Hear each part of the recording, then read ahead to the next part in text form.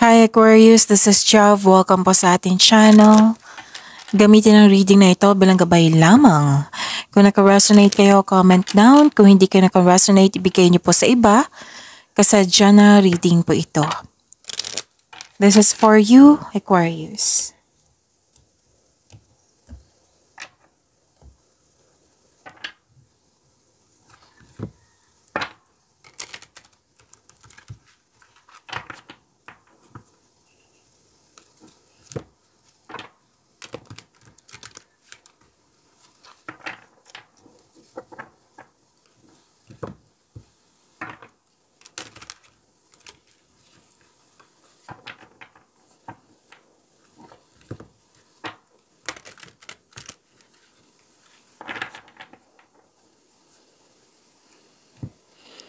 Para po ito sa iyo, Aquarius.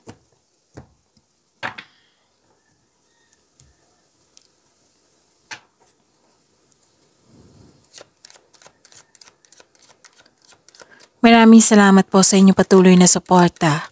At maraming salamat din po sa mga hindi nag-skip ng ads. Sa mga hindi pa nag-subscribe, subscribe na po kayo at click bell notification para malaman nyo na may bago tayong video. Para sa mga gusto magpa-reading, comment po kayo ng personal reading. Again, comment kayo ng personal reading and check my reply sa comment section.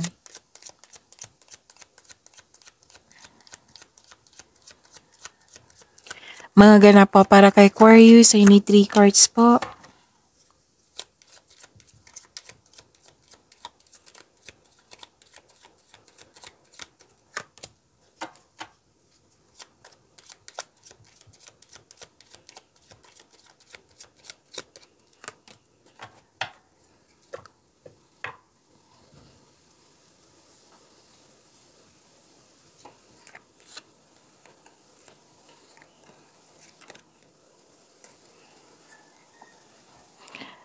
Okay, Aquarius, may nakita ko dito nagbigay ng suporta, nagbigay ng wisdom message sa iyo.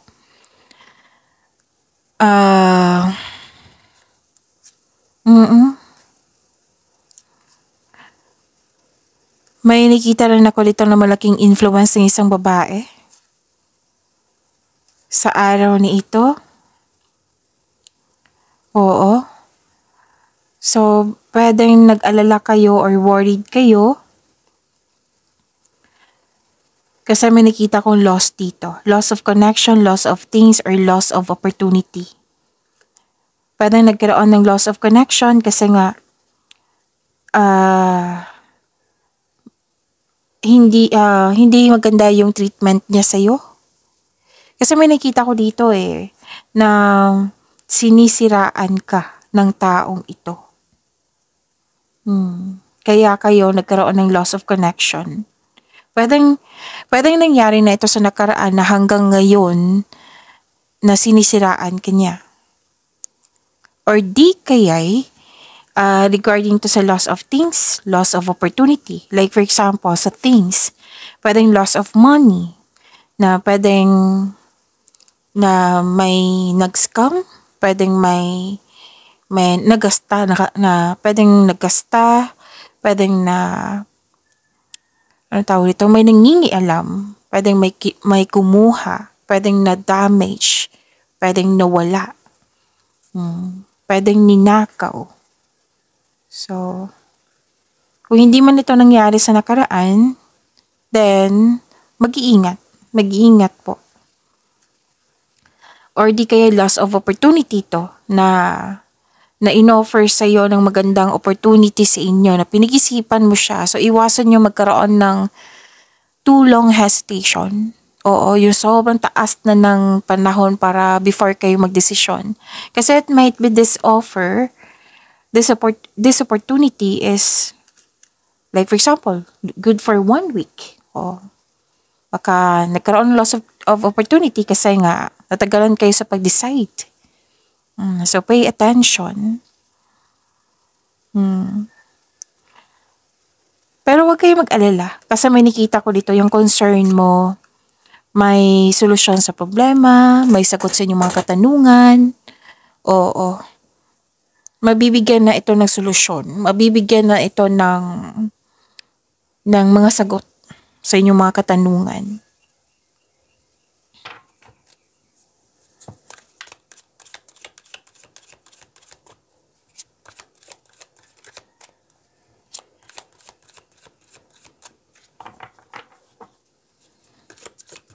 Energy po ni Aquarius.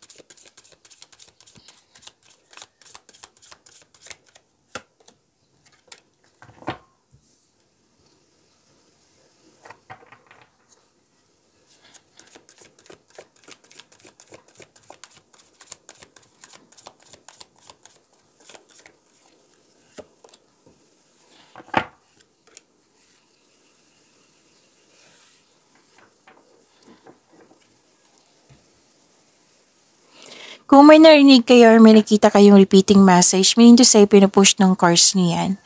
Like for example, Aquarius, nanood kayo sa isang video natin ngayon at sa inyong video reading ngayon, may napansin kayo na repeating message. Yan po yung pinupush ng cards niya na kailangan yung bigyan ng atensyon, solusyon, at aksyon kung maaari po. So na yung energy ni Aquarius?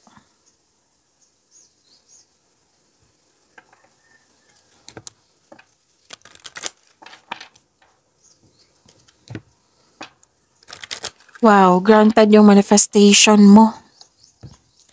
May fulfillment sa pangarap. This is completion of cycle. Granted yung manifestation. May kasiyahan at kagalakan sa mga bagay ukol sa pamilya at kaibigan. This card focuses on achievement of a level of love and success na nagbibigay sa iyo ng katahimikan, satisfaction at pasasalamat. So this is success and happiness. Claim niyo po. You deserve this, Aquarius. So lahat ng air signs ngayon, Gemini, Libra, and Aquarius, success and happiness nakikita ko sa inyo. So claim niyo ha, Aquarius. Ang ilan dito, nakikita ko na sobrang saya mo kasi gusto ka rin ng taong gusto mo. Oo. At pwedeng sa connection to sa isang tao, pwedeng karelasyon mo ito, or yung, di ba, may grupo ng tao dito na you're happy. Nagtipon-tipon na may nakita kong bonding, masaya at satisfied kasi nagkaroon ng time para sa iyong sarili at para sa kanila. Ang ilan sa inyo makakatanggap ng sustento or sustento para sa anak. So yun ha, success in workplace and home, nakikita ko dito. May grupo ng tao dito na very supportive sa iyo. This is a completion of cycle. Kung may balak din kayo mag-career change or magtayo ng another negosyo, know that you have a very supportive friends and family.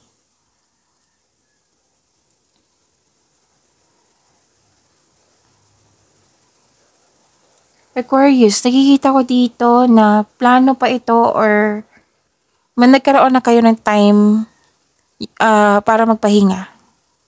Nagkaroon nga kayo ng time dito sa family mo or sa friends or sa lalo na sa sarili mo.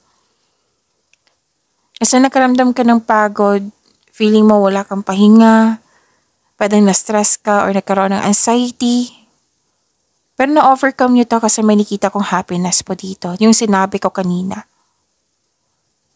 So sa mga nakaramdam ng pagod dyan,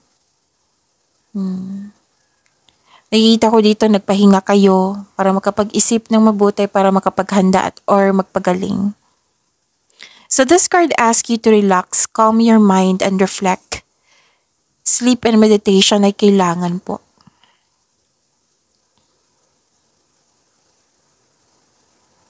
So gusto mo ng me time, space. So yun ha, may plano or nagbakasyon na kayo ngayon. Kasi gusto mo ng me time. Alam niyo ba, ang pagpahinga po ay nakapagbigay ng increased productivity and a healthier mental state.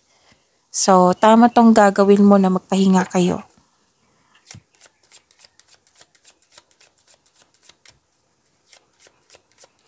Spirits, guide, angels, archangels, guardian angels, message pa para kay Aquarius. Spiritual awakening, 333. Your spiritual awakening is unfolding. Trust your inner wisdom and follow your path. Tinuturo sa iyo ng universe ang tamang daan. Kaya nga may granted yung manifestation mo dito.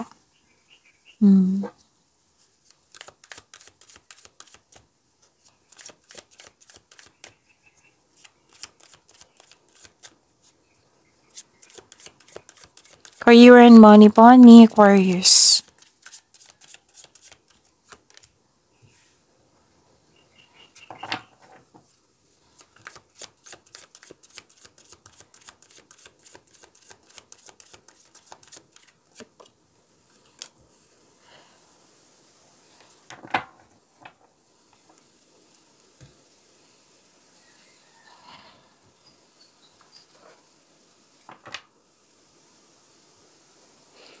Sa career and money niyo po.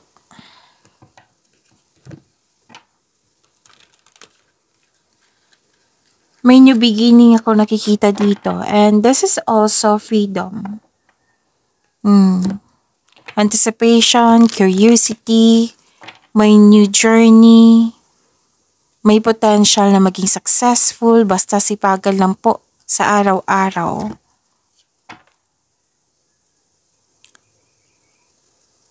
Ang sabi ng card nyo dito, you should take a risk and try something new.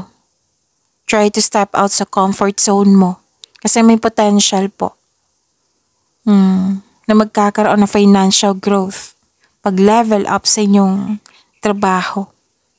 Take a leap of faith and trust the support of the universe. Yung sabi ko kanina dito sa inyo, na tinuturo ng universe sa inyo yung tamang daan. So kailangan nyo makinig sa inyong intuition. Please know that you are divinely guided. Huwag ka matakot, instead i-acknowledge mo ang mga lessons na na-encounter mo. This will lead you to new opportunities. They are part of your personal and spiritual evolution. Mag-create kayo ng konkretong plano at makinig kayo sa inyong intuition. Huwag magpadalos-dalos sa pagpasya.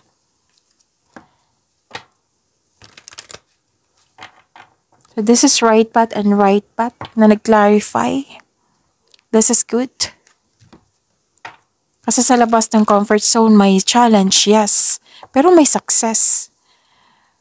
Sa loob ng comfort zone, walang mangyayaring success. So if you are serious about your growth, then you have to step out from your comfort zone.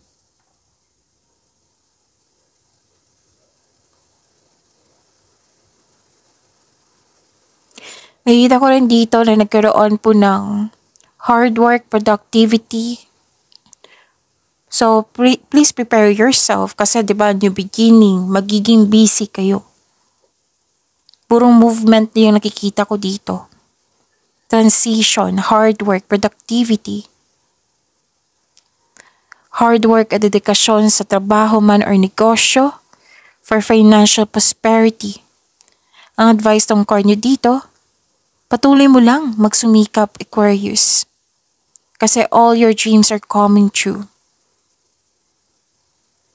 Ang ilan sa inyo nag-aaral ng new skill or ini-enhance yung skills nyo, hobbies nyo, pandagdag income. Gumagawa ka ng passive income. What you have been studying or practicing, it will lead you to abundance. Trust that you can do anything basta mag-set kayo ng clear intention kasi magiging successful kayo niyan. Basta may clear intention, makinig kayo sa inyong intuition. Magkaroon ng konkretong plano, sipagan niyo po. Na-enjoy mo yung mga ginagawa mo kasi naka-align to sa passion mo at kitang-kita ko yung success dito. So this is bagong kasanayan, kaalaman. So ginagawa mo yung gusto mo. Mahal mo yung gusto mo. Ang tagumpay sa kaperahan, sa pananalapi, seguridad sa inyong produkto ay resulta sa inyong di, ah, resulta sa inyong this sipag nyo is may tagumpay. Ito yung resulta, taas ng tagumpay. Again, taas ng iyong tagumpay ay nasa iyo. So keep up the great work. Nagsisipag ka kasi gusto mo nang ma-secure yung future mo. May specific goal kayo. Kaya nga, kitang-kita ko yung sipag mo dito.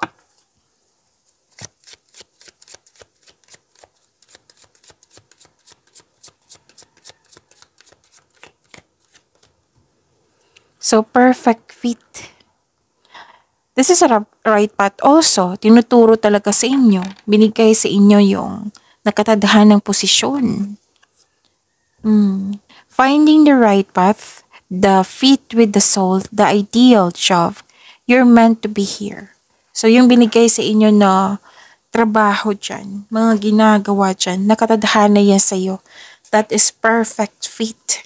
Kasi nga, alam na alam mo yung gagawin mo, naka-align to sa passion mo, and this will excite you. Mahal na mahal mo yung ginagawa mo.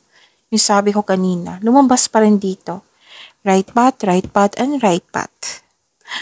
'Di ba? So, tinutulungan kayo ng inyong ng universe para nga makamit mo yung tagumpay. Mangyayari talaga yan. All your dreams are coming true kasi may willingness akong nakikita dito.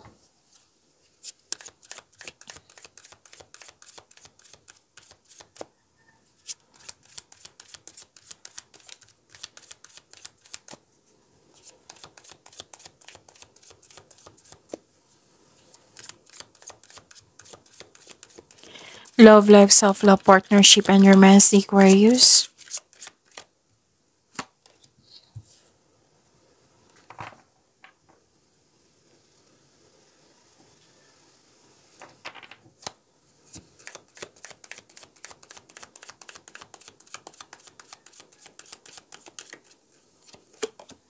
Oh.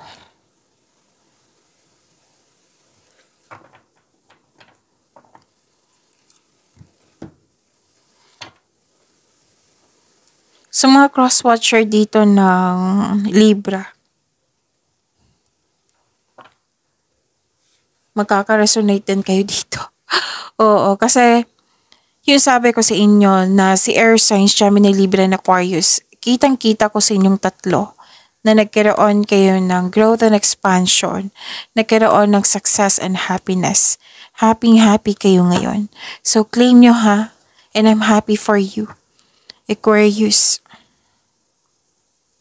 Lumabas din to kay Libra, I think. Lumabas din to kay Gemini. Oo, lahat kayo. So, I'm happy. Okay, so this is personal development. May development sa inyong connection. At this is hope and healing. May nagtutulungan kayo. Or kayo ang nagbigay ng tulong or may nagbigay ng tulong sa iyo. Para sa mga single, you're in a process on healing. So, take time for your social life para may chances kayong ma-meet yung soulmate nyo. Para sa mga relasyon, sa buhay mag-asawa, the couple felt calm and harmonious sa inyong connection. You're healing from the past and feeling hopeful for the future.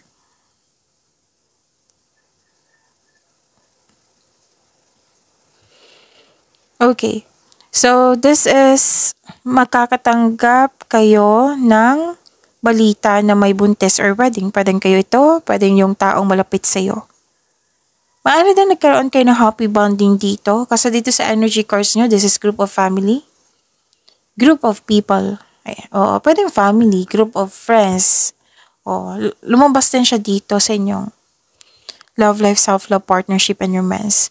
Nakitang-kita ko dito na you're very happy, nagkaroon ng bonding, togetherness.